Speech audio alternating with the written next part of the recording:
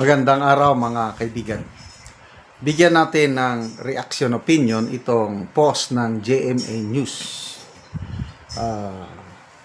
Pahayag ito, suggestion, diskarte ni Senator Padilla na to me, mas realistic itong ganitong naisipan ng isang senador na tinatawag ko minsan kulang sa pinag-aralan, hindi nakaka-English. Kaya lang, mas believe ako dito kay Robin Padilla kaysa sa sinasabi ng Pangulo.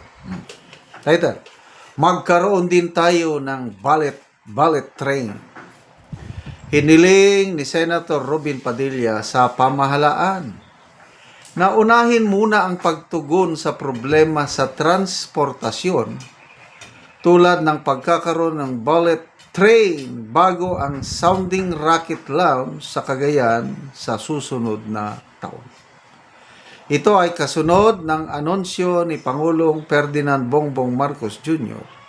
sa kanyang ikalimang sona na magsasagawa ng rocket launch sa Cagayan sa tulong ng isang South Korean aerospace company.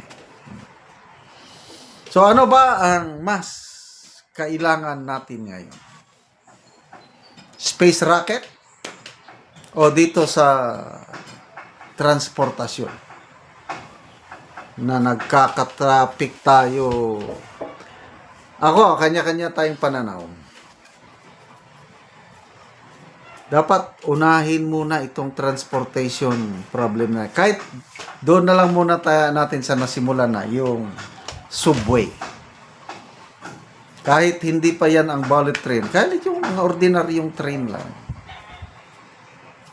Ang sarap pong magbiyahe sa subway. First time kong nakasakay ng train na dumadaan sa ilalim ng lupa nung nag-schooling ako sa Washington, D.C., USA noong 2005 to 2006. Nabigla ako. Mula sa aming apartment o yung tinitirahan naming kondo, punta kami sa National Defense University. Train lang ang sakay namin. Mayroon na kaming card. Tinuruan kami paano sumakay. First time kong sumakay ng ganon. Swipe lang yung then biyahe, halos karamihan sa ilalim ng lupa, kung minsan lumalabas lang. Mamaya, papasok na naman. Tatawid kami sa yung river. Ano pang Potomac River ba yun? Dumadaan kami sa ilalim ng Potomac River. Punta sa downtown na Washington, D.C.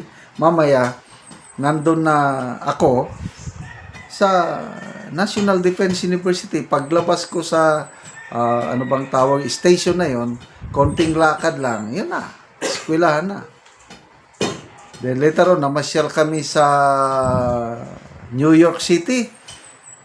Pag-alaman ko na more than 100 years old na ang mga train nila doon sa New York City.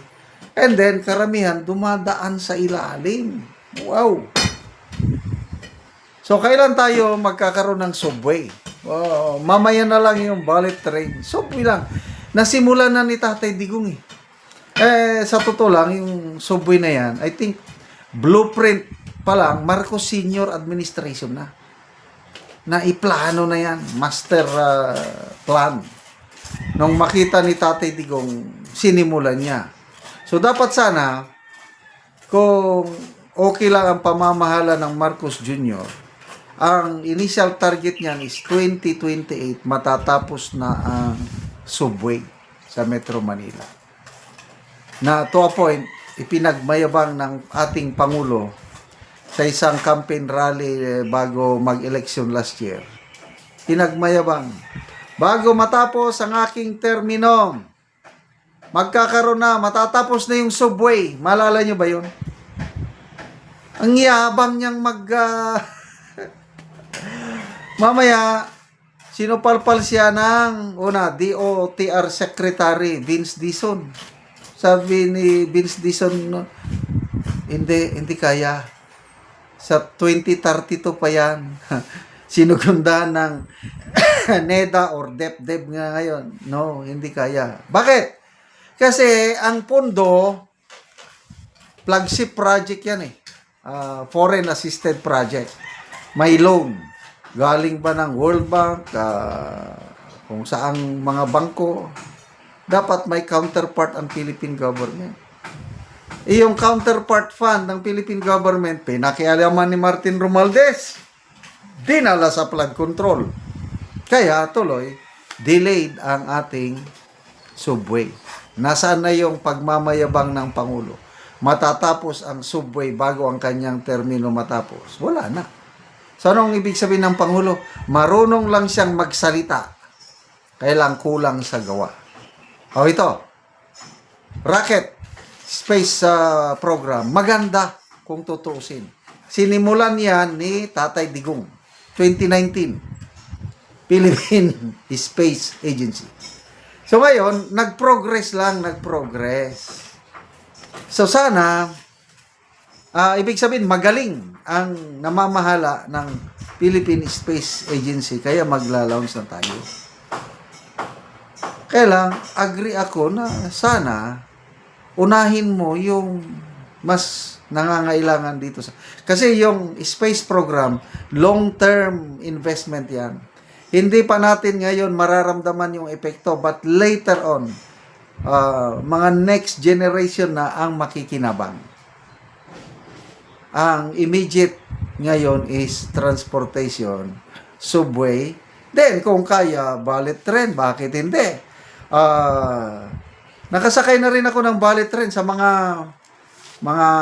airport, yung mga malalaking airport, yung mag-transfer ka, ang bilis siya, ganun. Salamat, Senator Robin Padilla. Mas magaling pa kayo kumpara sa ating Pangulo, sa tingin ko. I don't know sa iba. Salamat mga kaibigan sa inyong pagsubaybay sa channel na ito. Nakakatulong kayo ng malaki sa tribong Talandig ng Bukidnon dahil ang income natin sa channel na ito is pantulong po sa tribo. Namimigay tayo ng libreng yero at pako para makapagpatayo sila ng mas maayos na tirahan. Panoorin nyo ang video na ito. Karon na anak ko sa balay sa natabangan na Mugero. So mo na ni ang hitsura sa iyang atop. Mga kuan lang gyud silupin. Kay ang ngero ani kuan na gyud kanang gaulanan na. Ipang butangan na lang gani o tarpaulin na lang ang uban nga ilang giatop. Kita gyud nato nga mo na gid ang hitsura sa ilang atop. So mo na ni ang natabangan og yero. So mo na ni ang yero nga among gihatag nga ilang iatop karon. So mo na ni ang ilang gipatindog nga ilang pag-atupan karon. Tungod kay gaulanan naman sila as nagpatindog sila sa ilang pag-atop.